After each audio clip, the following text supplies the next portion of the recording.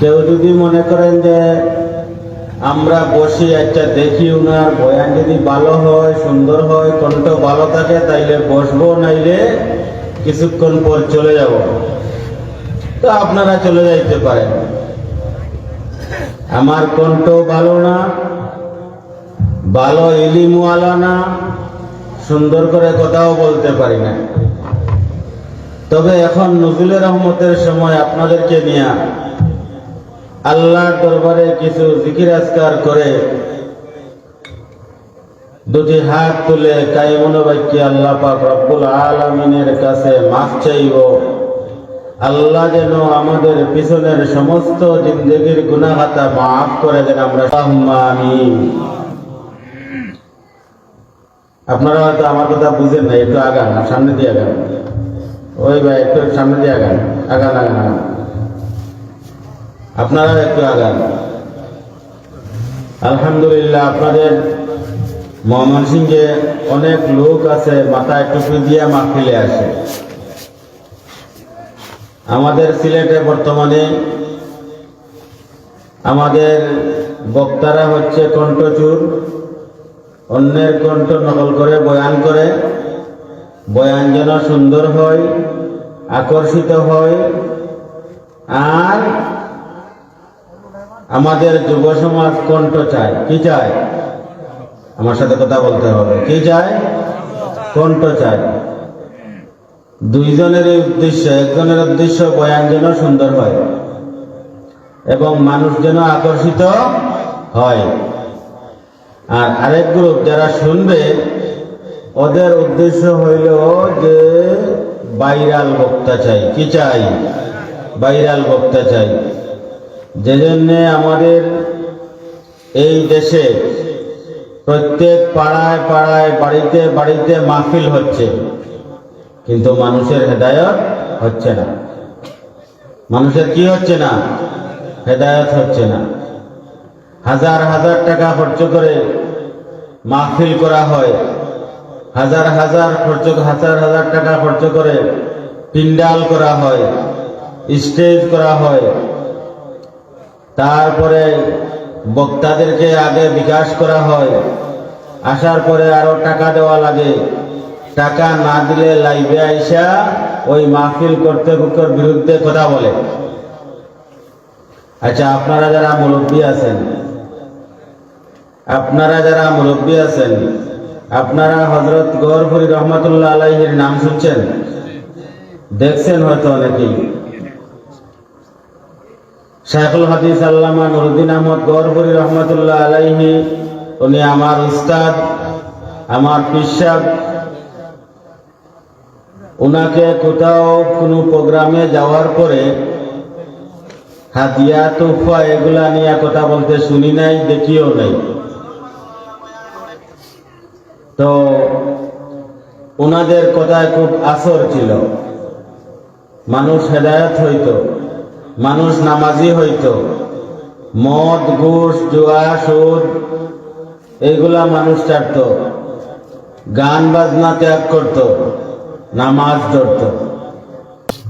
এখন নজরুলের রহমতের সময়।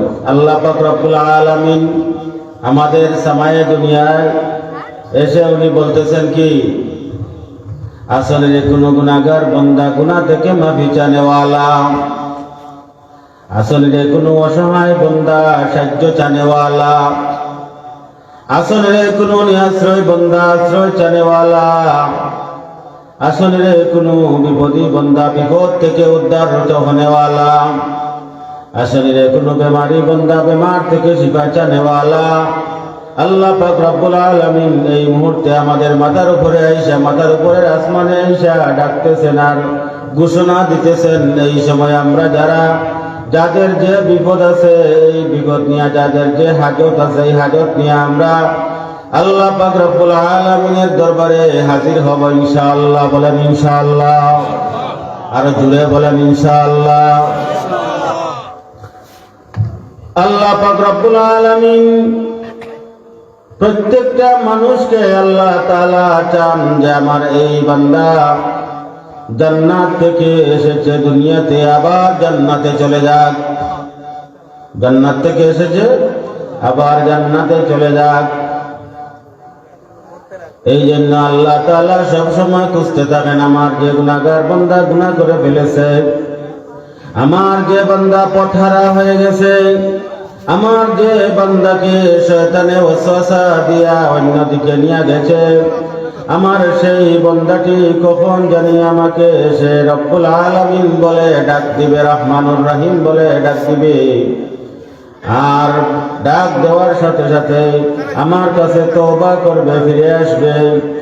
ফিরে আসার পরে তার গুনার জন্য সে যখন তওবা করবে, সাথে সাথে আমি রব্বুল আলামিন তাকে মাফ করে দিব। আমরা একটু জিকির করি, লা ইলাহা ইল্লাল্লাহ, দিল খুলে মন খুলে জিকির করি, লা ইলাহা ইল্লাল্লাহ, জুড়ে জুড়ে, লা ইলাহা ইল্লাল্লাহ, লা ইলাহা ইল্লাল্লাহ, লা ইলাহা ইল্লাল্লাহ, সুবহানাল্লাহ walhamdulillah, la ilaha illallah, la ilaha illallah, la ilaha illallah, subhanallah walhamdulillah, la ilaha illallah, la ilaha illallah Muhammadur Rasulullah। বান্দা যখন নুজুলে রহমতের সময় শেষ রাত্রে উঠে অজু করিয়া আল্লাহর দরবারে জায়নামাজ নিয়ে দাঁড়ায়, জায়নামাজে আল্লাহর দরবারে দাঁড়াইয়া 2 রাকাত নামাজ পড়ে, 4 রাকাত নামাজ পড়ে, 6 রাকাত নামাজ পড়ে, 8 রাকাত নামাজ পড়ে। নামাজ পড়ার পরে বান্দা যখন আবার যায় নামাজে বসিয়া বলে, লা ইলাহা ইল্লাল্লাহ, আল্লাহ পাক রব্বুল আলামিন এই বান্দার লা ইলাহা ইল্লাল্লাহ বলে যে সাক্ষ্য দিয়েছে, আল্লাহ পাক রব্বুল আলামিন বলেন আমার বান্দা ঠিক বলেছে, বলেন সুবহানাল্লাহ। আবার যখন বান্দা বলে লা ইলাহা ইল্লাল্লাহ, আল্লাহ পাক রব্বুল আলামিন বলেন আমার বান্দা ঠিক বলেছে। এইভাবে বান্দা 200 বার পর্যন্ত যদি আল্লাহ পাক রব্বুল আলামিনের এই কালেমার জিকির করে, আল্লাহ পাক রব্বুল আলামিন 200 বারই তার কালেমার যে মানা আছে, আমরা যে বলি আল্লাহ ছাড়া কোনো মাবুদ নাই, 200 বারই আল্লাহ পাক রব্বুল আলামিন সাক্ষী দেন আমার বান্দা ঠিক বলেছে, আমার বান্দা কি বলেছে, ঠিক বলেছে। এরপর যখন বান্দা বলে ইল্লাল্লাহ ইল্লাল্লাহ, আল্লাহ আল্লাহ, বলেন ইল্লাল্লাহ ইল্লাল্লাহ ইল্লাল্লাহ ইল্লাল্লাহ ইল্লাল্লাহ ইল্লাল্লাহ ইল্লাল্লাহ ইল্লাল্লাহ ইল্লাল্লাহ ইল্লাল্লাহ ইল্লাল্লাহ ইল্লাল্লাহ ইল্লাল্লাহ ইল্লাল্লাহ ইল্লাল্লাহ ইল্লাল্লাহ ইল্লাল্লাহ, জুড়ে জুড়ে, ইল্লাল্লাহ ইল্লাল্লাহ ইল্লাল্লাহ ইল্লাল্লাহ ইল্লাল্লাহ ইল্লাল্লাহ ইল্লাল্লাহ ইল্লাল্লাহ ইল্লাল্লাহ ইল্লাল্লাহ ইল্লাল্লাহ ইল্লাল্লাহ ইল্লাল্লাহ। আল্লাহ পাক রব্বুল আলামিন বলেন আমার বান্দা ঠিক বলেছে, আমার বান্দা ঠিক বলেছে, আমার বান্দা ঠিক বলেছে। আল্লাহ পাক রব্বুল আলামিন প্রতিটা শব্দে তাকে সাক্ষী দেন এবং বলেন আমার বান্দা ঠিক বলেছে। এরপর বান্দা যখন বলে আল্লাহ আল্লাহ আল্লাহ আল্লাহু আল্লাহ আল্লাহু আল্লাহ আল্লাহু আল্লাহ আল্লাহু আল্লাহ, আল্লাহ পাক রব্বুল আলামিন প্রত্যেকটা ডাকের সাথে সাথে সাড়া দেন, ও আমার মায়ার বান্দা, ও আমার মায়ার বান্দা, তুমি কেন আমাকে ডাকো? কি চাও? কি চাও বলো আমাকে, আমি তোমাকে, তুমি যা চাও আমি তোমাকে সব দিয়া দিব, সব দিয়া দিব। বলেন সুবহানাল্লাহ। কি চাও? বান্দায় কি চায়? তখন বান্দা ঘুমায়। তখন বান্দা কি করে? ঘুমায়।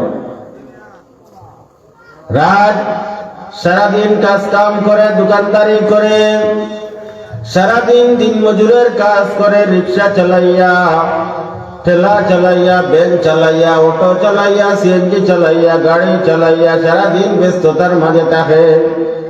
ফেসবুক চালাইবার সময় পায় না, মোবাইল টিপাইবার সময় পায় না। বুঝেন আমার কথা? সিলেটি মানুষ ভাই, খুব শুদ্ধ করে কথা বলতে পারি না। মোবাইল টিপাইয়া গভীর রাত পর্যন্ত মোবাইল টিপায়, ফজরের রাত পর্যন্ত মোবাইল টিপায়। যখন ইমাম সাহেব মসজিদ থেকে আল্লাহু আকবার আল্লাহু আকবার বইলা ডাকে, হাইয়া আলাস সালাহ হাইয়া আলাস সালাহ বইলা ডাকে, হাইয়া আলাল ফালাহ হাইয়া আলাল ফালাহ বইলা ডাকে, এই সময় বান্দা ঘুমাইয়া পড়ে। আপনাদের এখানে এমন আছে? আমাদের সিলেটে এমন আছে, বান্দা ঘুমাই যায়, সারা রাত কি করে? ফেসবুক চালায়, ইন্টারনেট দেখে, মোবাইল চালায়, টিকটক দেখে, ইউটিউবে ভিডিও দেখে, এইভাবে সারা রাত কাটাইল। সারা রাত কাটাইয়া ফজরের টাইমে ঘুমাইল।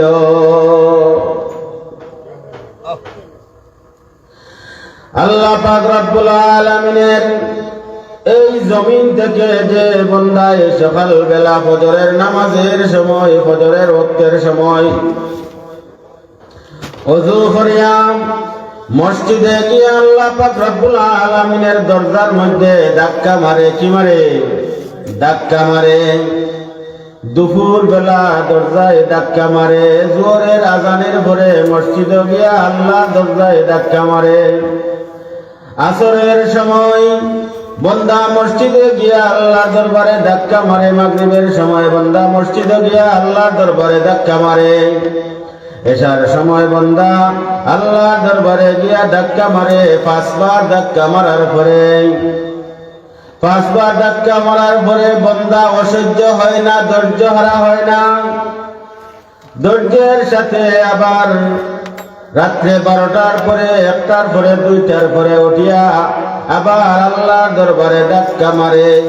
এই সময় আল্লাহ পাক রব্বুল আলামিন আয়েশা বলে, বান্দারে সারাদিন আমাকে ডাকছো, আমি তোমার ডাকে তো সাড়া দিছি না, এখন তোমার ডাকে আমি সাড়া দিলাম, তুমি কি চাও বলো, আমি তোমাকে দান করব।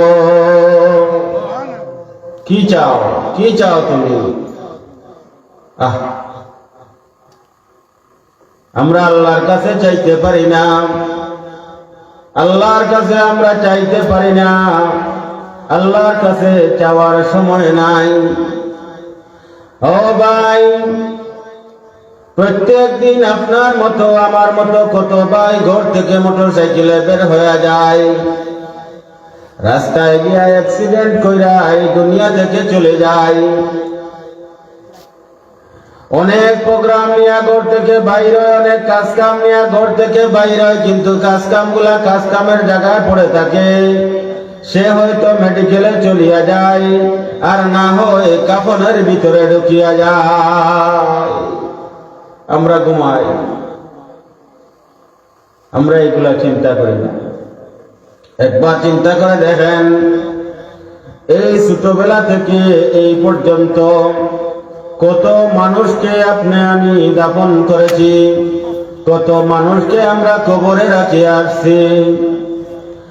একজন মানুষ যখন বাড়িতে অসুস্থ অবস্থায় থাকে, তখন আমরা তাকে গিয়ে জিজ্ঞেস করি যে আপনি কেমন আছেন, আপনার শারীরিক অবস্থা কেমন, কিন্তু যেই মুহূর্তে আল্লাহর বান্দাকে কবরস্থ করে রাখে আসে, দিন যায়, বছর যায়, শত বছর যায়, যুগ যায়, আর কোনোদিন জিজ্ঞেস করতে পারি না। সেও আপনাকে জিজ্ঞেস করে না, বাবা তুমি কেমন আছো? আমরা মনে করি এই দুনিয়ায় আসছি, আর যাওয়ার লাগবে না, আর বললে তো সবাই মরতেছে, পচবে, গলবে, চলে যাবে। না, কাইফা তাকফুরুনা বিল্লাহি ওয়া কুনতুম আমওয়াতান ফাহিয়াকুম থুম্মা ইউমীতুকুম থুম্মা ইউহয়ীকুম থুম্মা ইলাইহি তুরজাউন। ও আমার মায়ার বান্দা, ও আমার মায়ার বান্দা, কাইফা তাকফুরুনা বিল্লাহ, তুমি কেমনে আল্লাহকে অস্বীকার করো? কেমনে তুমি আল্লাহকে অস্বীকার করো? কুনতুম আমওয়াতান, তুমি মৃত ছিলে, ফাহিয়াকুম, আমি তোমাকে জীবিত করেছি, সুম্মা ইউমীতুকুম, আবার তুমি মারা যাবে, সুম্মা ইলাইহি তুরজাউন, আবার তুমি আমার কাছে ফিরে আসতে হবে। তুমি আবার ফিরে যাইতে হবে আল্লাহর দরবারে, জবাবদিহিতা করতে হবে। জীবনের প্রত্যেকটা বিষয়, জীবনের প্রত্যেকটা মুহূর্ত, জীবনের প্রত্যেকটা কাজের হিসাব দেওয়া লাগবে। ভাই, রাত অনেক হয়ে গেছে, আপনারাও ঘুমাবেন। আমি আসছি আগে, তো আমাকে মৌলানা মকসুদ সাহেব অসুস্থ, উনি আসতে পারে না। আমাকে বলছে হুজুর আপনি শেষ দোয়া করতে হবে। তো শেষ দোয়া তো বড় বড় বুজুর্গরা করেন,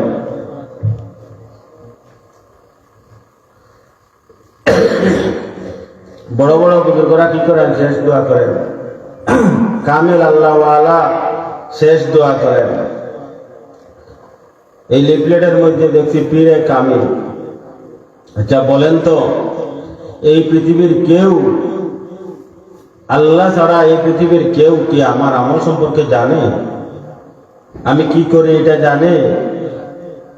লেবাস তো পরা যায়, আবা পরা যায়, পাঞ্জাবি পরা যায়, পাগড়ি পরা যায়, লাঠি হাতে নেওয়া যায়, কিন্তু এগুলার মধ্যে কোনো কামালিয়ত নাই। কামিল কাকে বলে? কামিল কাকে বলে? যে একদম পরিপূর্ণ হয়ে গেছে। কি হয়ে গেছে? পিরাকিতে পরিপূর্ণ হয়ে গেছে। আল্লাহ আল্লাহ বলতে বলতে আল্লাহর কাছে চলে গেছে। আল্লাহ আল্লাহ বলতে বলতে মুস্তাজাবুদ দাওয়া হয়ে গেছে। আল্লাহ আল্লাহ বলতে বলতে আল্লাহর পেয়ারা হয়ে গেছে। তাকেই বলে পীরে কামিল। এই লোকটা আমার পিছনে লাগানো ঠিক না। আমার গুনাহ সম্পর্কে আমি জানি, আপনার গুনাহ সম্পর্কে আপনি জানেন, আপনার জীবন সম্পর্কে আপনি জানেন, আমার জীবন সম্পর্কে আমি জানি, আরেকজন জানে। কে? বলে আল্লাহ। কে জানে ভাই? কে জানে? আরো জোরে বলেন, কে জানে? আরে জোরে বলেন না। ঘুম আসি গেছে। কি আসি গেছে? ঘুম আসি গেছে।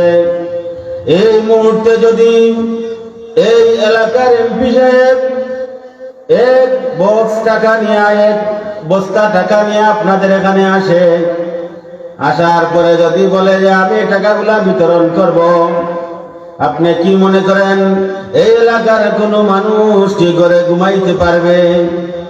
সবাই চলে আসবে। কার আগে কে যাবে? কাকে আপনার পাড়াইয়া কে অগ্রসর হইতে পারবে? কে এমপির কাছে যাইতে পারবে? দূর থেকে হাত তুলা দিবে, দেখি দে না এমপি সাহেব আমি আছি। কি আছি? আমি আছি। ও বান্দা, ও আল্লাহর গোলাম, ও আল্লাহর বান্দি, আল্লাহ পাক রব্বুল আলামিন এই সময় আইসা আপনাকে ডাকতেছে আর বলতেছে, বান্দারে আমি একদম নিচের আসমানে চলে আসছি, তোমার মাথার উপরে চলে আসছি। উঠো রে বান্দা, উঠো, তুমি আমার কাছে চাও। তুমি আমার কাছে যা চাইবে আমি তাই তোমাকে দান করব। উঠেন, একদিন, 2 দিন, 3 দিন, 4 দিন, 5 দিন, কোন বান্দা যদি একাধারে 40 দিন পর্যন্ত উঠিয়া আল্লাহর দরবারে শেষ রাত্রে কান্নাকাটি করতে পারে, এই বান্দা আল্লাহর দরবারে যা চাইব আল্লাহ পাক রব্বুল আলামিন তাই দান করবেন। কিন্তু শেষ রাত্রে হুজুর শেষ রাত্রে উঠলে কি হবে? 5 ওয়াক্ত নামাজ কি লাগবে না? আর কোনো আমল লাগবে না? ভাই, যে বান্দা পাপ শেষ রাতে উঠতে পারবে, এই বান্দা 5 ওয়াক্তের নামাজ কাজা করতে পারে না, 5 ওয়াক্ত নামাজ ছাড়তে পারে না। 5 ওয়াক্ত নামাজ যে ছাড়ি দিবে, এই বান্দা শেষ রাতে উঠতে পারবে না। শেষ রাতে উঠার মতো হিম্মত আল্লাহ পাক রব্বুল আলামিন তার দিলের ভিতরে দিবেন না। এইগুলা আগে করা লাগে। এগুলা কি করা লাগে? আগে করা লাগে। ও আল্লাহর বান্দা বান্দি, রাত অনেক হয়ে গেছে, অনেক কিছু বলার ইচ্ছা ছিল। আগে এখানে আসতাম, কাজী আব্দুল হামিদ সাহেবের সাথে আলোচনা করতাম, হুজুর আপনাকে আল্লাহ পাক রব্বুল আলামিন দুনিয়ার লাইনে অনেক আগাইছেন, আর্থিক অবস্থাও আপনার ভালো, এখানে একটা মাদ্রাসা করেন, একটা নুরানি মাদ্রাসা করেন। আলহামদুলিল্লাহ, দীর্ঘ 22 বছর পরে এই জায়গায় আসিয়া দেখলাম খুব সুন্দর মাদ্রাসা হয়েছে। বলেন সবাই আলহামদুলিল্লাহ। বন্যপাড়া ওই জায়গায় মহসিন ভাই নামে একজন লোক আছে, দিতপুর আছে না, ওইদিকে ভিতরে গিয়া বন্যপাড়া একটা আছে না, ফিশারির মধ্যে গোসল করতেছি। আজ থেকে প্রায় 23-24 বছর আগে ওই সময় মহসিন ভাইকে বললাম যে মহসিন ভাই এক কাজ করেন, এই জায়গাটা আমাকে দিয়া দেন, আমি ওখানে একটা মাদ্রাসা করব। ওখানে একটা কি করব? মাদ্রাসা করব। উনি থাইল্যান্ড থাকে এখন। উনি আমার কাছে ফোন করছে একদিন, ফোন করে হুজুর আপনি না গোসল করতে করতে আমাকে বলছিলেন এখানে একটা মাদ্রাসা করব, এখানে একটা মাদ্রাসা হইয়া গেছে। বলেন আলহামদুলিল্লাহ। একটা মহিলা মাদ্রাসা আছে না, ওই জায়গাটাই। বান্দা মন থেকে যদি কিছু চায় আল্লাহ পাক রব্বুল আলামিন দান করে। আমার আজকে অনেক আনন্দ হইতেছে। কিছু ছেলের সাথে, আপনাদের এলাকার কিছু ছেলের সাথে মেহনত করেছি, শুধু রমজান মাসে মেহনত করেছি, আর রাতের বেলা কান্নাকাটি করেছি। আমি কোনো কামিল মুকম্মল কোনো মানুষ নাই, তাদের কান্নাকাটি আল্লাহ পাক রব্বুল আলামিন কবুল করেছেন। এই যে লোকটা কাছে বসা আছে, এই যে মাওলানা মাকসুদ সাহেব, আমার কলিজার টুকরা আর একটা ছেলে ওই এলাকার, তার নাম হইল মুস্তাফিজ। ওই লোকটা দুনিয়া থেকে চলে গেছে। ওই ছেলেরা সারা রাত বলতো, হুজুর আপনি পরে ঘুমাইবেন, আমাদেরকে মস্ত করান। হুজুর আমরা দোয়া করব, আল্লাহর দরবারে আমরা জিকির করব। এই মেহনতটুকু আল্লাহ পাক রব্বুল আলামিন তাদের কবুল করেছে। এখন পর্যন্ত সেই মেহনতে আল্লাহ পাক রব্বুল আলামিন তাদেরকে অনেক উঁচা স্থানে নিয়ে গেছে। বলেন আলহামদুলিল্লাহ। আপনাদের এলাকার গৌরব ওরা। বলতে পারেন হুজুর আসছে, মনে হয় পাম দিতেছে। ভাই পাম না, মাওলানা মাকসুদ আমার বাড়িতে যখন যায়, আমার মাহফিলে যখন যায়, তার সাথে দোয়া শরীক হওয়ার জন্য সবাই প্রস্তুত থাকে। তার সাথে দোয়া শরীক হওয়ার জন্য মানুষ জমায়েত হয়ে যায়। ময়মনসিংহের হুজুর আসছে, যাত্রাবাড়ি হুজুর, উনাকেও খেলাফত দিয়েছে, মাওলানা মাকসুদ সাহেবকেও খেলাফতি দিয়েছে। বলেন আলহামদুলিল্লাহ। নেন ভাই, ওনাদের কাছ থেকে নেন। নেওয়ার অনেক কিছু আছে। বৎসরে একবার নিয়ে আসলেন, তা হবে না, তা হবে না। মারা যাওয়ার পরে জবাব দিয়ে তা করা লাগবে। আল্লাহ পাক রব্বুল আলামিন আপনাকে প্রশ্ন করবেন, ও আল্লাহ, ও আমার বান্দা, ও আমার বান্দা, দুনিয়ার জমিনে তুমি তোমার কিভাবে আল্লাহর কাছে মাপ চাইতে হবে, কিভাবে জিকির করতে হবে, কিভাবে তুমি আল্লাহর কাছে যাইতে হবে। ভাই 5টা মিনিট শেষ করে দিব। আল্লাহর কাছে যাইতে হবে। সেই মেহনত কেন না করিয়া তুমি আজকে কবরে আসলা?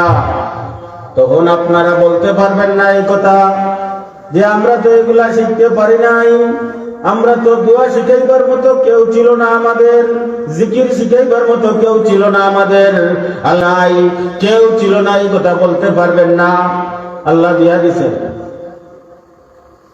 প্রত্যেক মাসে এই মসজিদে একত্রিত হন। ওনাদেরকে বলেন আপনারা আসেন, এই মাসে একজন আসবেন, পরের মাসে আরেকজন আসবেন। এখানে মুহতামিম সাহেব আছেন, ইমাম সাহেব আছেন, আশপাশ মসজিদের ইমাম সাহেব আছেন। ওদেরকে নিয়ে প্রতি মাসে একদিন আপনাদের মসজিদে কি করেন? জিকির মাহফিল করেন, জিকির মাহফিল করেন। দেখবেন আস্তে আস্তে আস্তে আস্তে কল্প পরিষ্কার হয়ে যাবে, শান্তি পাবে। এই জন্য ওনাদেরকে কাজে লাগান। আপনারা সম্পদ পাইছেন, ঢাকায় পাঠাই দিচ্ছেন। আপনারা সম্পদ পাইছেন, কি করছেন? ঢাকায় পাঠাই দিচ্ছেন। অসুবিধা কি? ঢাকা থেকে নিয়ে আসেন। প্রত্যেক মাসে একদিন জিকিরের ব্যবস্থা করেন।